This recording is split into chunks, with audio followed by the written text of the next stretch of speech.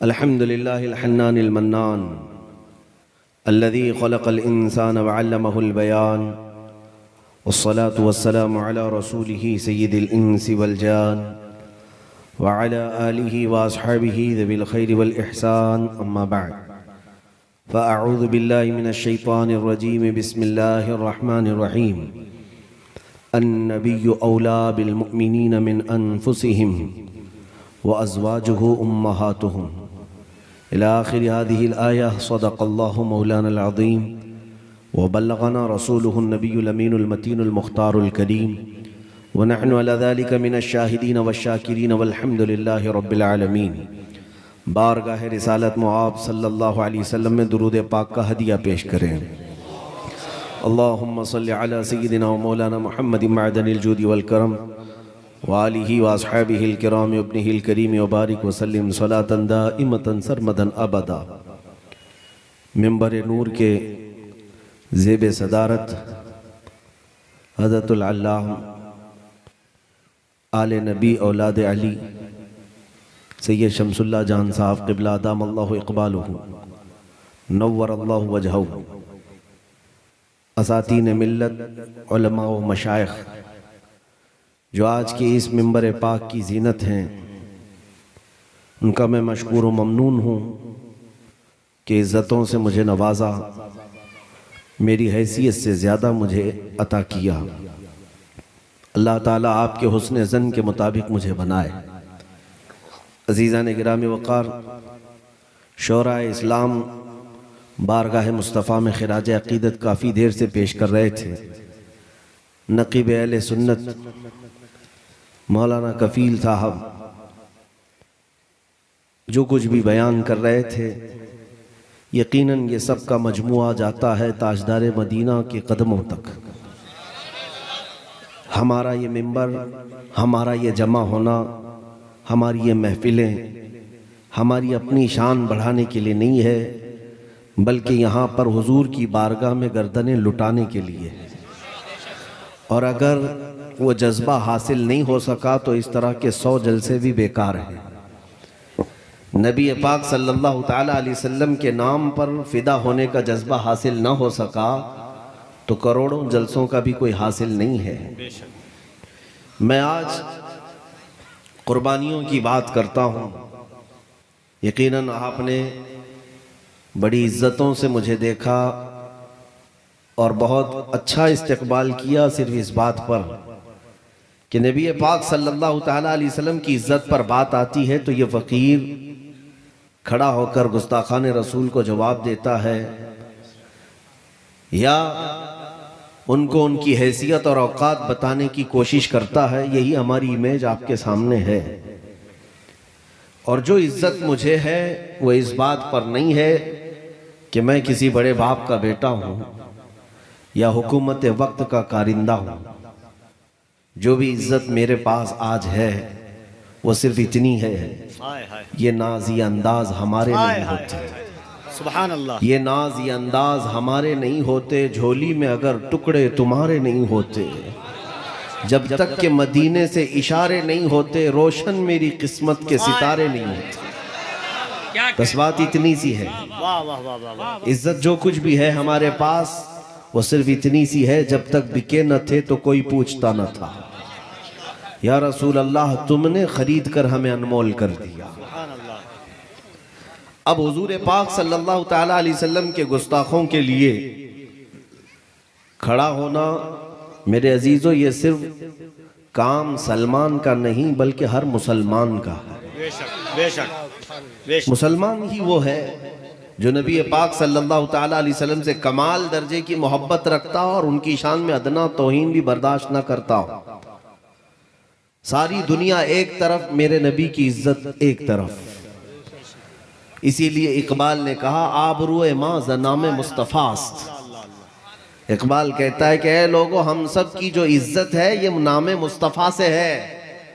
अगर वो नाम सलामत है तो सबकी इज्जत सलामत है, और अगर उस नाम पर हमला हुआ तो तुम्हारी किसी की इज्जत बाकी नहीं, सबकी इज्जत जाने वाली है। अगर तुम ये समझते हो कि ये सारा काम सिर्फ उलमा का है या चंद मुबल्लिगीन का है या कोई स्टेज हिलाने वाले का काम है तो खाम ख्याली में हो। तुम अगर अपना वजूद और अपनी बका चाहते हो तो नबी की बात करो। हाय हाय हाय, अल्लाह अल्लाह अल्लाह। अगर अपना मुस्तकबिल चाहते हो कि मेरी औलाद मेरी नस्ल दायरा इस्लाम में रहे तो आज नबी पाक की बात करो। आज से 100 साल पहले बरेली का इमाम पुकार पुकार कर कह रहा था, आज ले उनकी पनाह, आज मदद मांग उनसे। ये सिर्फ वहाबियों के लिए नहीं है, ये सुन्नियों के लिए भी है। आज ले उनकी पनाह, आज मदद मांग उनसे। फिर ना मानेंगे कयामत में अगर मान गया। वहां तो इज्जत हुजूर की ही होगी और वहां देख करके तो हर कोई मानने को तैयार होगा। फिरौन, कारून, हामान भी मान जाएंगे। वक्त का अबू जहल, वक्त का अबू लहब भी मान जाएगा कि अल्लाह के रसूल की शान क्या है। लेकिन कमाल इसमें है कि ए मुसलमान, आज ले उनकी पनाह, आज मदद मांग उनसे। मैं जो बात अर्ज करने जा रहा हूं वो तवज्जो से सुने।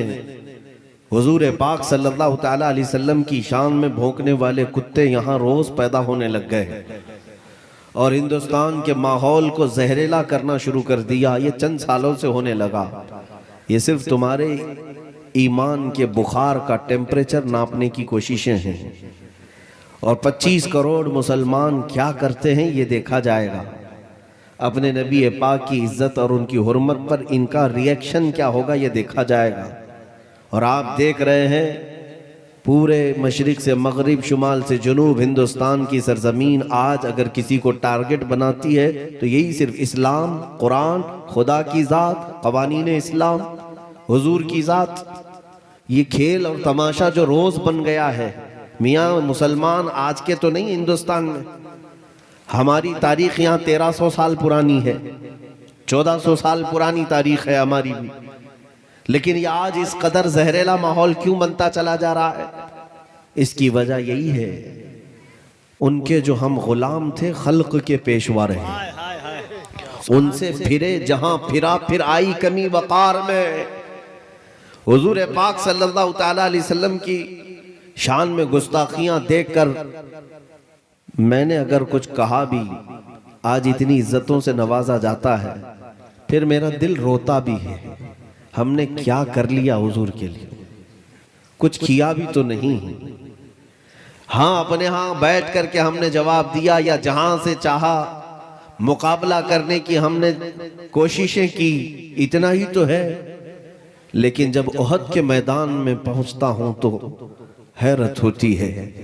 एक सहाबी हुजूर के सामने खड़े हैं, जंग का पांसा पलट गया था, जो मुसलमानों को फतह नसीब हुई थी वो शिकस्त में बदल गई।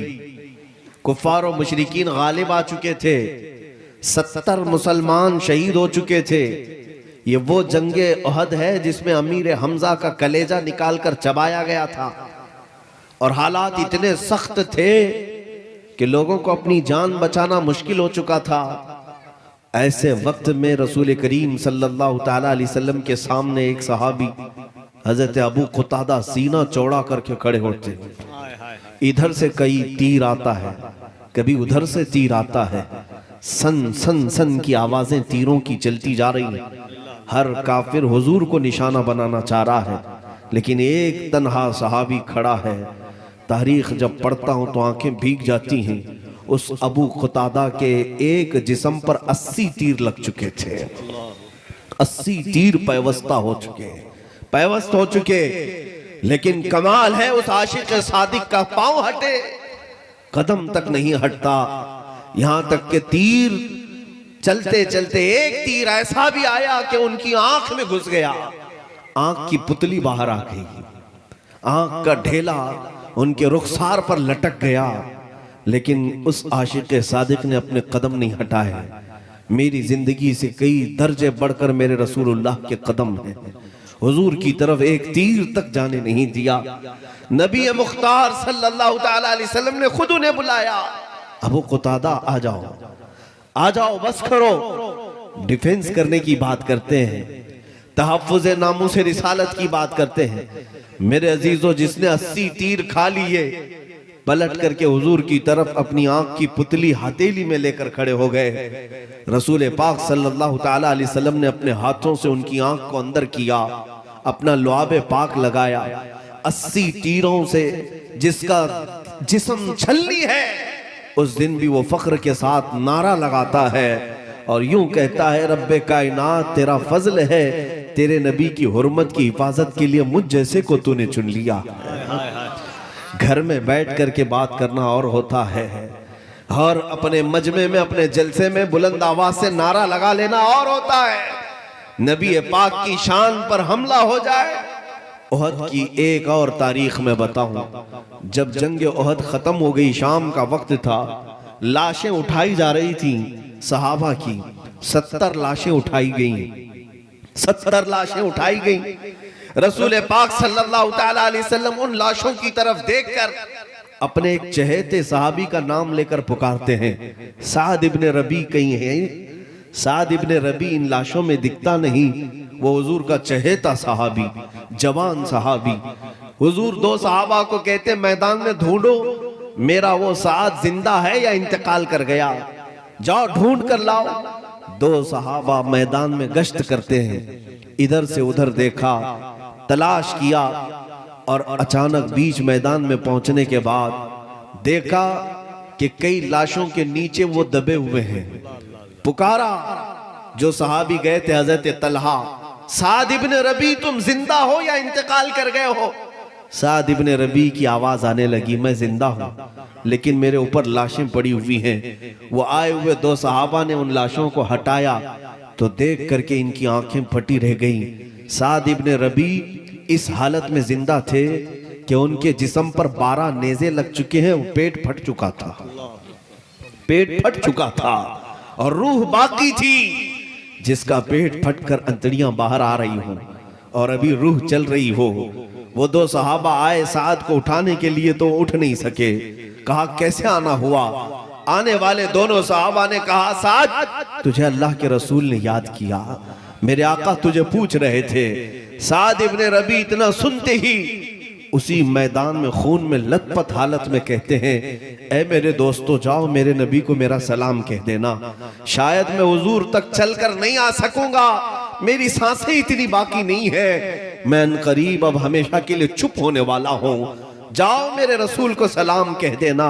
लेकिन साथ में वो साद इब्ने रबी ने एक जुमला ऐसा कहा जो हमारी रूह को झिझोड़ देता है। हम जैसे जवानों की ताकत को बार बार ललकारता है उनका जुमला, ऐ दरभंगा के गयूर जवानों, अल्लाह ने तुम्हें ताकत और कुव्वत दी है, सेहत और तवानाई दी है, तुम ये समझते हो कि ये बाजू हमारे सिर्फ जिम करने के लिए, क्रिकेट खेलने के लिए और फुटबॉल वॉलीबॉल खेलने के लिए है?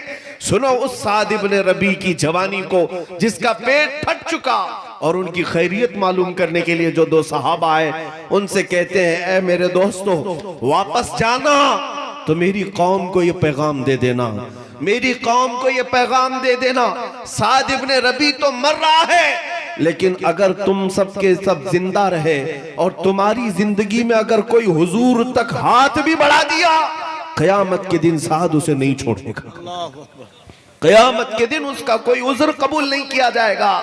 ये कहते हुए उनकी सांसें खत्म हो गई। एक रिवायत में मैंने ये भी पढ़ा, साद इब्ने रबी ने आने वाले दोनों सहाबा से कहा, जाओ मेरे आका से इतना कह देना, उज़्रन लक या रसूल अल्लाह, ऐ अल्लाह के नबी मुझे माफ कर दे, मैं आपकी हिफाजत का हक अदा नहीं किया। कौन कह रहा है? जिसके जिस्म पर 12 नेज़े लगे हों, सीना फट रहा हो, पेट फटकर अंतड़ियां बाहर आई, और वो कहता है कि मैंने रसूलुल्लाह की हिफाजत का हक अदा नहीं किया।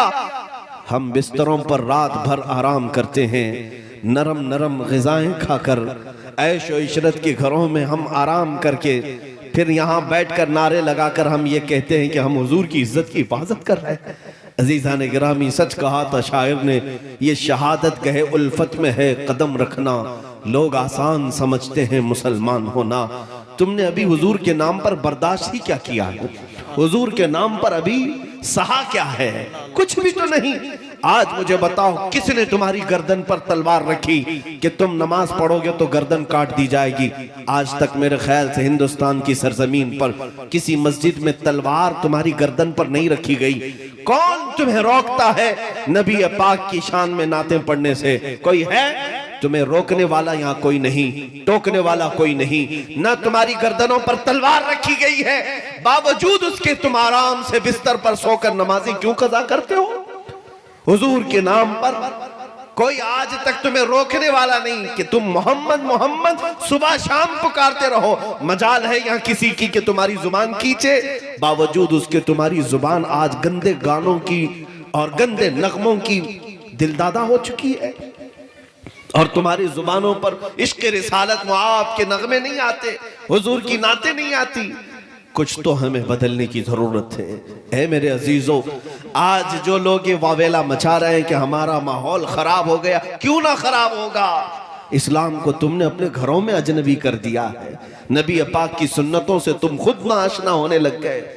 हमारे मुआशरे में अब मुझे बताओ, अभी अगर मैं एक नारा लगाऊं हुजूर के नाम पर, गर्दन कौन फिदा करेगा? हर एक के दो दो हाथ उठ जाएंगे, गर्दनें उठ जाएंगी।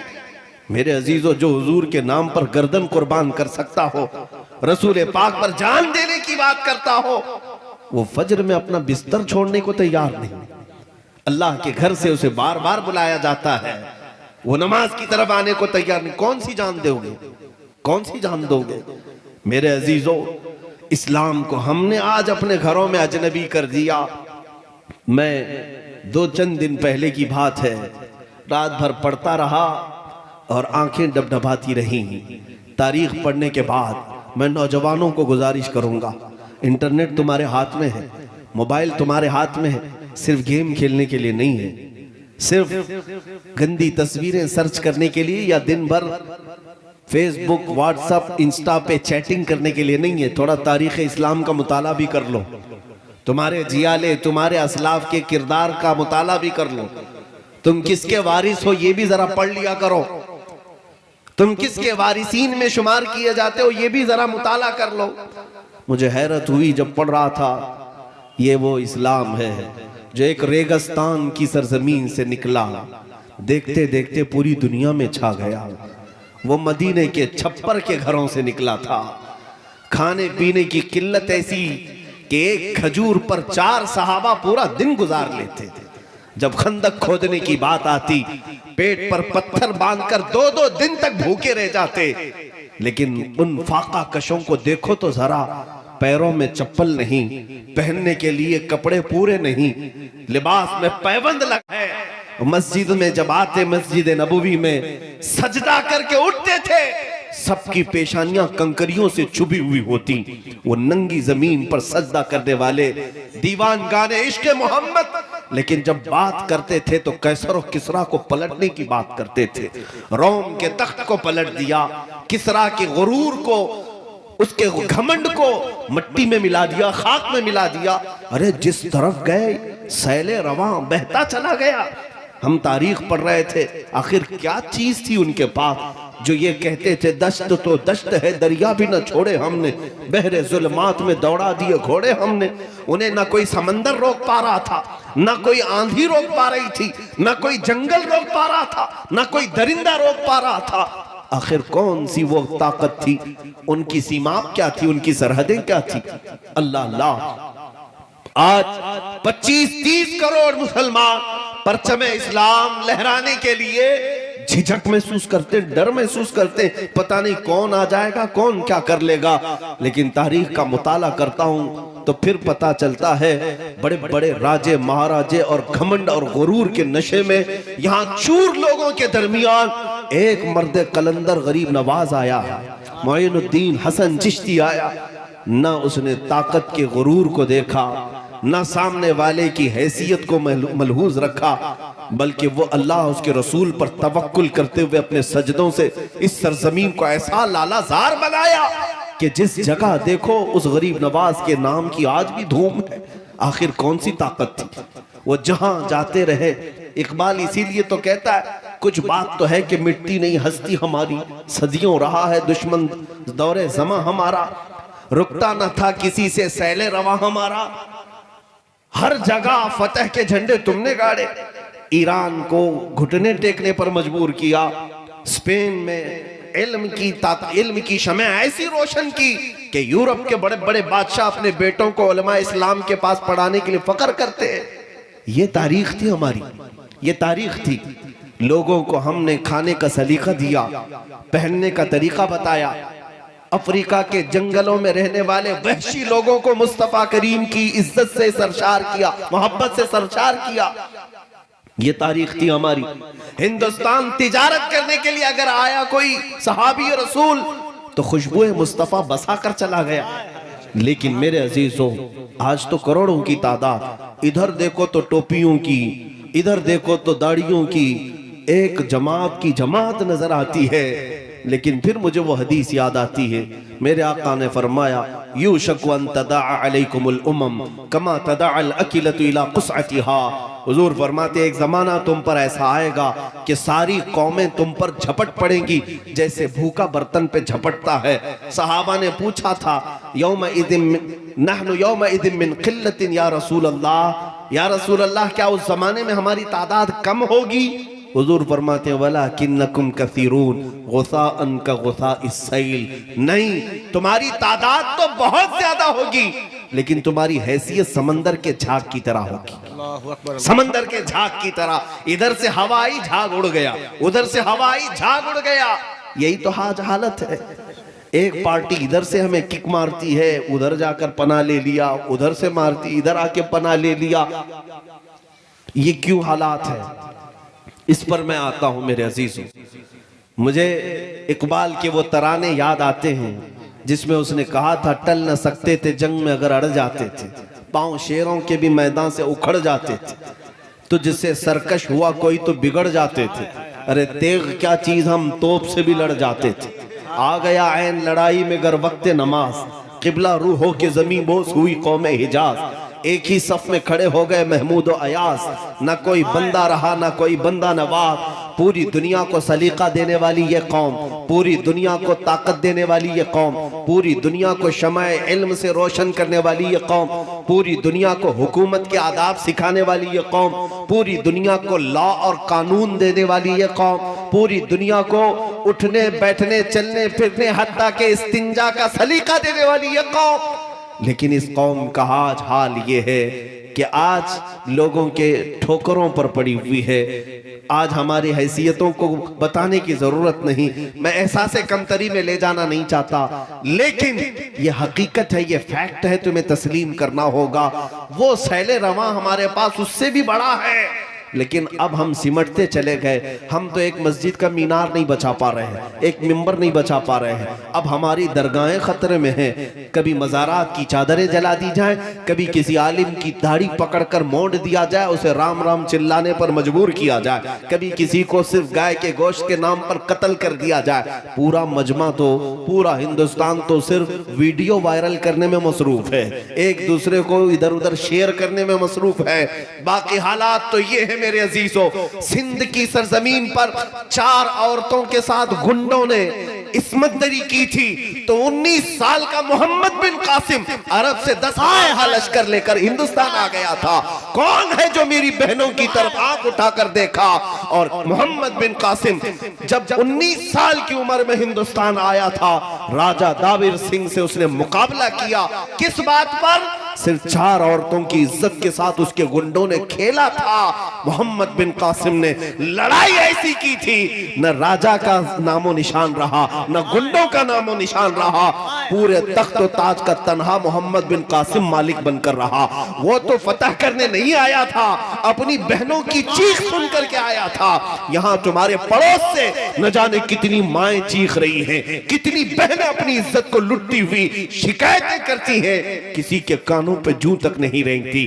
अजीजा ने गिरामी, ये सारी इज्जतें बाद में हमारी माएं लुटती हैं, बेटियां लुटती हैं, मस्जिदें लुटती हैं, खानकाएं लुटती हैं, ये सब बाद में।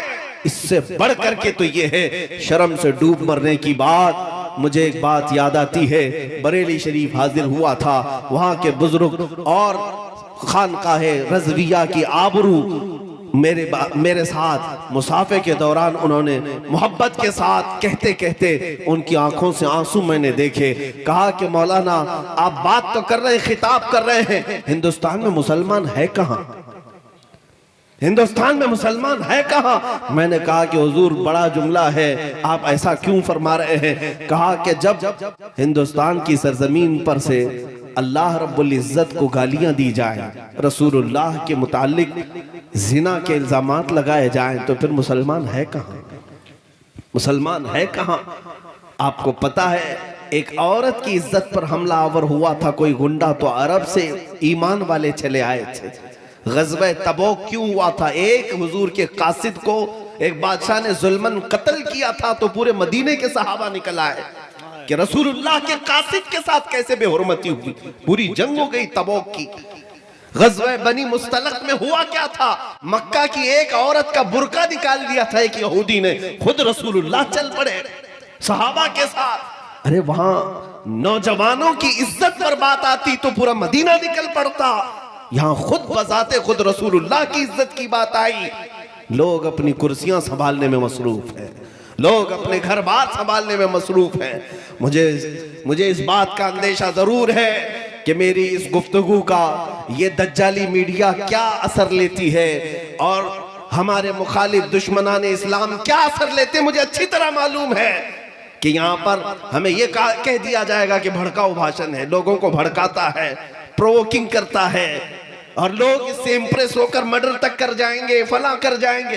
तुम हजार मेरे मुतालिक कह लो, मुझे इसकी फिक्र नहीं। तुम मुझे आतंकवाद कह दो, दहशतगर्द कह दो, टेररिस्ट कह दो, मुझे इसकी फिक्र नहीं। मैं रसूलुल्लाह की बारगाह में जाने वाला हूं, कब्र में मुझे उस बात की फिक्र है। फिक्र इस बात की है कि कब्र में जाएंगे तो हुजूर को मुंह दिखाना है। कहीं रसूलुल्लाह ने ये पूछ लिया क्या तू उसी मुल्क से आता है जहां मुझे गालियां दी जाती थी? हमारे पास कोई जवाब नहीं रहेगा। इसलिए जब तक जुबान है, जब तक जिंदगी है, जब तक आजादी है, बोल ले ताकि कब्र में जाने के बाद पछतावा ना हो। ऐ मुसलमानों, मेरी इस तकरीर का अब खुलासा सुन लो। मैंने तारीख तो बताई, उसी कौम से हमारा रिश्ता है जो 313 होते, लेकिन खौफ उनके दिलों में नहीं था। पैरों में चप्पल नहीं, हाथों में तलवार नहीं, लकड़ी के टुकड़े लेकर चल पड़े बद्र के मैदान में, लेकिन बड़ी बड़ी ताकतों का नशा धूल में मिलाकर आ गए। ये सबको पता है तारीख इस्लाम। वो जो कुव्वत थी, वो ताकत थी, वो क्या थी? वो कौन सी ताकत थी? मैं तुम्हें बताता हूं वो कुव्वत और ताकत क्या थी। खालिद बिन वलीद को सुना होगा, बतले जलील, सिपह सालार इस्लाम, सैफुल्लाहिल मसलूल, रसूलुल्लाह के वो चहेते सहाबी जिसको खुद मेरे आका ने अल्लाह की तलवार कहा। आपको पता है खालिद बिन वलीद ने अपनी जिंदगी में कितनी जंगें लड़ी? 125 जंगें लड़ी। 125 जंगें। तुम उतना खेले भी नहीं होगे मैदान में, वो जंगों में शिरकत कर चुके हैं। जंग का मतलब समझते हो? जान हथेली पर लेकर जाना, कब कहां से तीर आ जाए, कब कहां से तलवार चल पड़े और गर्दन कट जाए। खालिद बिन वलीद खुद कहते मेरे पूरे जिस्म में एक बालिश्त जगह भी बाकी नहीं जहां तीर ना लगा हो, जख्म ना आए पूरे जिस्म पर। और मालूम है आपको, वो जो तलवार उठाते थे, उनकी तलवार का एक हाथ का जो उनकी तलवार का वजन था 35 किलो का था। और वो मैदान में जब रह जाते, जंगे मौता एक जंग ऐसी है जिसके मुतालिक खुद खालिद बिन वलीद कहते हैं एक दिन में सुबह से शाम तक मेरे हाथ से 9 तलवारें टूटी, 9 तलवारें टूटी, लेकिन मैदान से हटे नहीं। उस खालिद बिन वलीद की बात कर रहा हूं जिसने जिंदगी में 125 जंगें लड़ी और कभी शिकस्त नहीं खाई, कभी शिकस्त नहीं खाई, हमेशा फतह और परचम इस्लाम लहरा कर आते रहे। एक जंग में उनके साथ एक मामला हुआ, उनकी टोपी, उनका अमामा मैदान में गिर गया। लड़ते लड़ते 4 बड़े बड़े पहलवान उनके सर पर सवार थे, दुश्मनान इस्लाम। तलवार गर्दन के करीब थी, लेकिन खालिद बिन वलीद ने उस तलवार की तरफ जरा बराबर नजर नहीं की, तवज्जो नहीं किया। अपने अमामा उठाने और अपनी टोपी उठाने के लिए चल पड़े।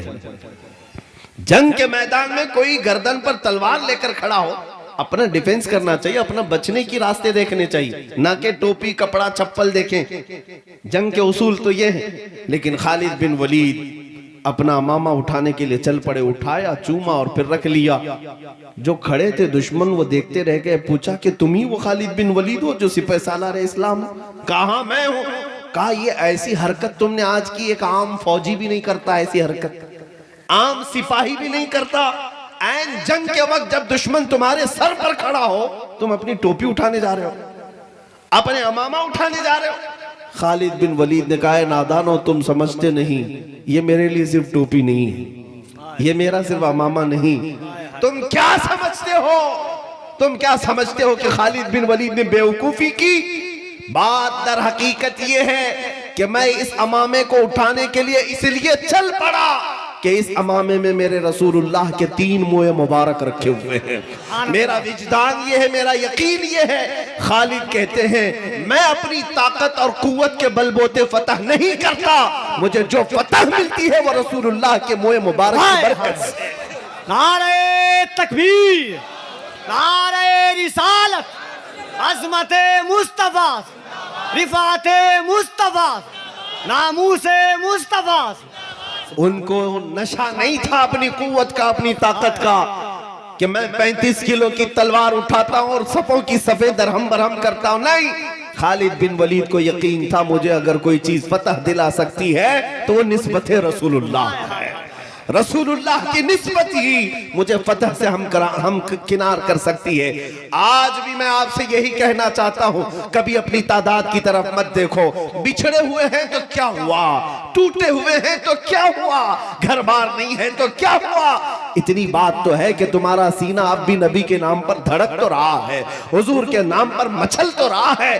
अब जब भी मुअज्जिन पुकारता है अशहदु अन्ना मुहम्मदर रसूलुल्लाह, तुम अपने अंगूठे लबों से लगाकर आंखों से लगा लेते हो, चूम करके आंखों से लगाते हो। ये इस बात की अलामत है कि सब लुट गया है, लेकिन नामे मुस्तफा की कदर और कीमत अभी भी सीने में मौजूद है। अगर इतनी दौलत तुम्हारे पास है तो फिर ना उम्मीद होने की जरूरत नहीं, अब किसी और से खौफ खाने की जरूरत नहीं। ये जो हल्की हल्की शमा है, बस इसकी लौ को थोड़ा और बढ़ा दो, थोड़ा और बढ़ा दो, थोड़ा और बढ़ा दो। फिर मैं कहता हूं तुम्हें न मैदान में उतरने की जरूरत है, न किसी से जंग की नौबत आने की जरूरत है, न मुकाबला करने की जरूरत है। बस तुम सिर्फ चहल कदमी करो इश्क़ मुस्तफा के नाम पर, फिर देखना मुसल्ला वो बिछाएंगे, इमामत तुम किया करोगे, इमारत वो बनाएंगे, अजान तुम दिया करोगे। सुभान अल्लाह। बात सिर्फ इतनी है, सीना हो तो मुस्तफा के इश्क में धड़कने लग जाए। मैं बात करता हूँ सुल्तानुल हिंद मोइनुद्दीन गरीब नवाज की। जब वो हिंदुस्तान आ रहे थे, ये वो वक्त था जब शिहाबुद्दीन गौरी शिकस्त खाकर वापस जा रहा था। शिहाबुद्दीन गौरी के पास 1.5 लाख की फौज थी, हाथी घोड़े साजो सामान सब थे, लेकिन यहाँ के राजे महाराजाओं से शिकस्त खाकर जा रहा था। जब गरीब नवाज आ रहे थे 8 फकीरों के साथ, और एक रिवायत 40 फकीरों के साथ आ रहे थे। रास्ते में मुलाकात हो गई, बादशाह ने अपने कासिद भिजवाए और पूछा, देखने में तो दुर्वेश मुसलमान लगते हैं, किधर का सफर है, कहां जा रहे हैं, पूछाओ। कासिद आया, पूछा बाबा कहां जा रहे हो। गरीब नवाज ने कहा हिंदुस्तान फतह करने जा रहे हैं, हिंदुस्तान फतह करने जा रहे हैं।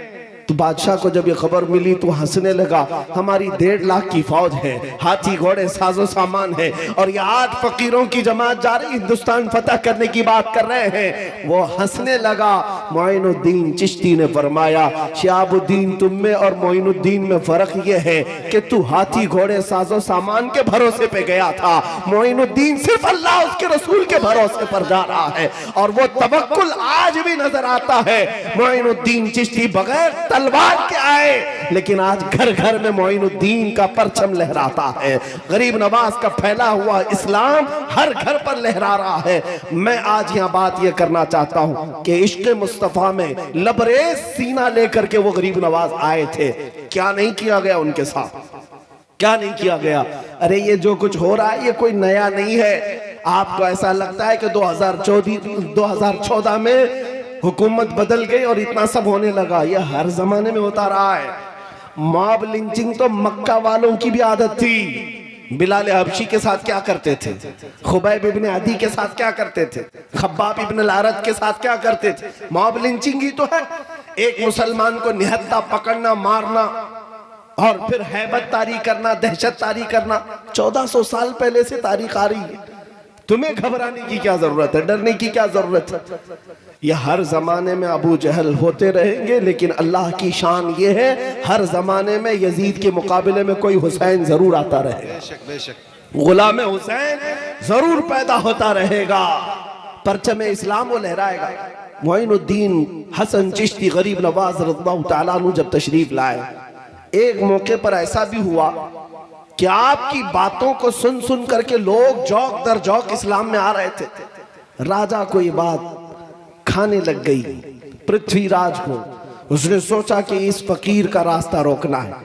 कई हरबे अपनाए, कई हरबे पुलिस भेजकर क्या क्या किया, लेकिन उसने देखा कि ये दुर्वेश है, फकीर है, तो हमारे नकाब हटाए जा रहे हैं, हिजाब हटाए जा रहे हैं। क्या तुम तमाशा बीन बन करके रह जाओगे? नहीं, बल्कि जुल्म के खिलाफ आवाज उठाने वाले का नाम गुलाम मुस्तफा हुआ करता है, गुलाम हुसैन हुआ करता है। करबला की दास्तान दोहराई जाए तो दोहराई जाएगी, हमारी गर्दनें जाती हैं तो जाए, लेकिन किसी का खसारा नहीं होना है। इतनी बात याद रखे, हमारी गर्दनें कट जाती हैं हक की आवाज बुलंद होने पर। न मेरे घर में कोई यतीम होगा, न हमारी बीवियां बेवा होंगी, कुछ नहीं होना है। बल्कि तारीख बताती है इस्लाम जिंदा होता है हर करबला के बाद। अगर मिट भी गए, मौला तबारक व तआला हमेशा तुम्हारा नाम जिंदा रखता है, जिंदा जावेद बन जाओगे। इसलिए हक की आवाज उठाना, जुल्म के खिलाफ बोलना सीखो। घरों में मसलहत के पर्दों में छुपना अब छोड़ दिया करो। औरतों से भी बताओ कि अगर पैदा करना हो तो बच्चे टीपू सुल्तान की तरह पैदा करे, सलाहुद्दीन अय्यूबी की तरह पैदा करे, शहाबुद्दीन गौरी की तरह पैदा करे, कि जो इस्लाम और बानिए इस्लाम की तरफ उठने वाली उंगलियों का मुंह तोड़ जवाब दे सके। मेरे अजीजों, अब तुम्हारा वक्त आ चुका है। जिसको इकबाल ने कहा था कुफ्र दम तोड़ देगा टूटी हुई शमशीर के साथ। तुम्हारे पास कुछ नहीं है, कुछ नहीं है, पता है। हर कोई यही कहेगा मौलाना बड़ी बड़ी बातें कर रहे हो आप, है क्या इनके पास? मुझे भी पता है, मैं जो बड़ी बड़ी बातें कर रहा हूं मुझे अच्छी तरह से पता है मुसलमानों के पास कुछ नहीं है, कुछ नहीं। ना नौकरी है, ना घर है रहने का, ना ही इनके पास मालो दौलत है, जायदाद है, ना असर और रसूख है। हमें पता है इनके पास तो बड़ी बड़ी लिंक भी नहीं है, लेकिन इतनी बात जरूर है, ये फाका कश मौत से डरता नहीं जरा। रूहे मोहम्मदी इसके बदन से निकाल दो। ये सारा यूरोप कह रहा था इनके पास कुछ नहीं है, ये कुछ नहीं कर सकेंगे, लेकिन फिर भी डर इस बात का था कि सीने में इश्क मोहम्मदी है। अगर ये बेदार हो गया, ये इश्क जवान हो गया, तो फिर हर ताकत को सोने पर मजबूर कर देगा। इसलिए मैं आपसे कहना चाहता हूं, सब चला गया तो कोई हरज नहीं। अपने इश्क मुस्तफा के साथ किसी के साथ समझौता नहीं करना और किसी के साथ सौदेबाजी ना करना। हुजूर की बात आए तो घर एक तरफ, माँ एक तरफ, बाप एक तरफ, औलाद एक तरफ, लेकिन मेरे नबी पाक की इज्जत और हुर्मत अपनी जगह एक तरफ है। बात लोग ये कहते हैं कि हम हुजूर की इज्जत की बात करते हैं तो घरों में लोग आड़े आ जाते हैं, अड़ंगा डालते हैं। मेरे अजीजों, तुम्हें पता नहीं, कई सहाबा ऐसे हैं जिन्होंने अपने सगे माँ बहनों को, अपने माँ बाप रिश्तेदार सब छोड़कर हुजूर के कदमों में आ गए। तुम्हें सुहैब रूमी की अगर बात बता दूं, 27 साल के जवान सहाबी हैं, हुजूर का कलमा पढ़ा तो माँ बाप दुश्मन हो गए, माँ बाप दुश्मन हो गए। इतने बड़े पैसे वाला बाप था कि मक्का की जगह जगह प्रॉपर्टियां इन्हीं की थी, सुहैब के बाप की। हजरत सुहैब जब देखते हैं हुजूर मदीने जा चुके, आए घर में और कहा मैं भी मदीने जा रहा हूं। बाप ने कहा अगर जाना है तो सारी दौलत तेरी खत्म कर दी जाएगी, एक पैसा भी नहीं दिया जाएगा। सुहैब रूमी ने कहा जो लिखवाना है लिख लो, सारी जायदादें लिख लो, जिसे चाहे दे दो, मैं मदीने जाऊंगा मेरे मुस्तफा के कदमों में। सुनो, बाप को गुस्सा आया, सारी दौलत लिखवा लिया, कहा कि निकल जा मेरे घर से। जब जाने लगा तो माँ पीछे से पुकारती है, कहती है सुहैब तेरे जिस्म पर जो कपड़ा है ना वो हमारी कमाई का है, जो लिबास तू पहना है वो हमारी कमाई का है, ये भी उतार के दे। हजरत सुहैब घर वापस आए, अपना वो लिबास भी उतारा और टाट का कपड़ा जो गोनी होती है वो ओढ़ लिया, कांटे लगा लिए, इसी हालत में मदीने चल पड़े। उनका लिबास तक उतरवाया गया और चले। अभी मक्का की सरहद खत्म भी नहीं हुई थी, बाप बड़े पैसे वाला मक्का के गुंडों को पैसा दे करके भेजता है और कहता है कि मेरा बेटा मदीना जा रहा है, उसे बीच रास्ते में इतना मारो कि वो वापस घर आ जाए। गुंडों को पैसा देकर लगवाया। बीच रास्ते में गुंडे आए, सुहैब रूमी के साथ लड़ाई झगड़े शुरू हुए, घोंसे मारे गए, लात मारे गए, क्या क्या मारा गया। उनकी नाक फट गई, आंख अंदर गई, गाल सूज गए, जगह जगह से हड्डियों पर जख्म। उसके बाद उठते हैं और कहते हैं तुमने अपना काम कर लिया, तुम वापस जाओ, मैं फिर भी मदीने जा रहा हूं, मैं मदीने जा रहा हूं। टाट का लिबास, जगह जगह से जख्म, हड्डियों को तोड़ दिया गया। लेकिन इसी लंगड़ाते हुए माजूरी के आलम में 9 दिन का पैदल सफर करके वो मदीने आ रहे हैं। माँ बाप ने सब छीन लिया, रिश्तेदारों ने छीन लिया, लेकिन इधर जब आ रहे थे, रिवायत है कि मस्जिद नबवी से उस दिन शाम के वक्त मेरे आका बाहर निकलकर अपनी गर्दन ऊंची कर करके बार बार किसी का इंतजार कर रहे थे। साहबा ने पूछा हुजूर कोई आ रहा है? हुजूर ने कहा हाँ, मेरा एक दर्दमंद आशिक मेरी मोहब्बत में जख्म खाकर आ रहा। साहबा ने देखा वो कोई और नहीं, सुहैब आ रहे थे।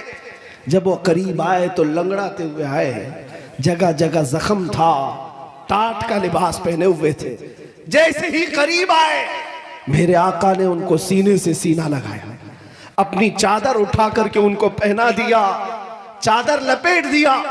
चादर जैसे ही लिपट गई, सुहैब के जुबान पर अब मुस्कुराते हुए ये जुमले आते हैं, कहते हैं मेरे दोस्तों, लोगों ने मुझे मारा तोड़ा, मेरे माँ बाप ने सब छीन लिया, नबी पाक ने चादर क्या पहनाई, सारे जख्म काफूर हो चुके, सारे दर्द खत्म हो गए, मुझे कोई दर्द भी याद नहीं, कोई जख्म भी याद नहीं। वो सुहैब जिंदगी भर उस चादर को साथ रखते रहे, यहां तक कि अपनी वफात के वक्त भी ये वसीयत कर करके गए कि अगर मैं मरूं तो मेरे कब्र में यही चादर कफन के तौर पर पहनाना।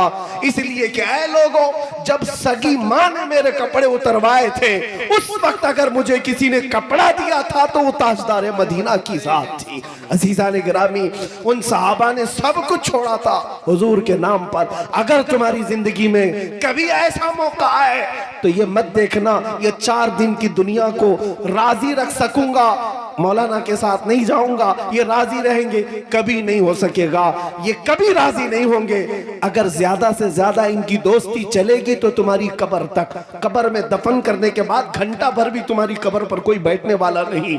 ये करीबी दोस्त, करीबी भाई भी तुम्हारे कब्र की तख्तियां बंद करके निकल आता है, मुर्दा चीखता रहता है, ऐ मेरे दोस्तों थोड़ी देर और बैठ जाओ, थोड़ी देर और बैठ जाओ, लेकिन तुम उसे कब्र में दबा करके आते हो, जानते हो एक सुराख भी रोशनी का नहीं होता, हवा की कोई खिड़की नहीं होती।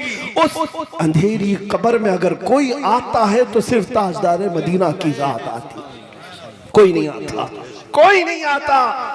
जिनके लिए तुमने यहाँ दुनिया में किससे किससे दुश्मनियां मोल ली, यही वो जवान दोस्त तुम्हारा लाशा उठाकर कब्र में अंदर दफना कर चले आते हैं। लेकिन वहां भी अगर कोई आ रहा है, वो मदीने का ताजदार आ रहा है। इसलिए जवानों, मुजद्दिद की बात सुनो, बरेली की आवाज सुनो।